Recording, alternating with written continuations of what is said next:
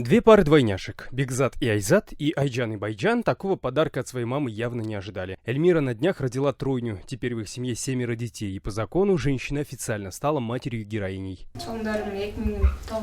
Первую двойню я родила в 2009 году. Они у меня были 7-месячные. Вторая моя двойня появилась на свет 4 года назад. Вот теперь я родила тройню. Когда узнала, что будет трое, очень обрадовалась. Сейчас все хорошо. Вес у мальчиков Асана и Эсена 2 килограмма 700 грамм и 2 килограмма 85 граммов. У девочки Батмы вес при рождении был 2 килограмма 300 граммов. Малыши чувствуют себя хорошо и большую часть времени предпочитают спать. Хотя их появление на свет было непростым, роды для Эльмиры стали настоящим испытанием.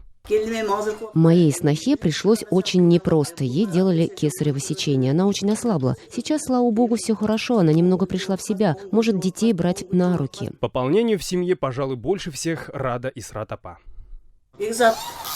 Это Бекзат и Айзат. Это первая наша двойня. Они родились 7-месячными. А это Айжан и Байжан. Это наша вторая двойня. Их мама проносила 9 месяцев. Они родились здоровыми, с ними проблем не было. А вот с 7-месячными детьми было очень много хлопот. Поставить на ноги 7 детей Эльмире и Ниязбеку будет непросто. Просят помочь государство деньгами либо жильем. Но пока заработка главы семейства на жизнь хватает. Слава богу, пока ни в чем особо не нуждаемся. Детей растим. Сложно ли быть многодетным отцом? Не знаю. Я пока сам до конца не понял. Пока малыши еще не окрепли, семья живет в Аше у родственников, но уже скоро они уедут в родное село. Шавкат Тургаев, Эрнест Нурматов. В настоящее время город Ош, Кыргызстан.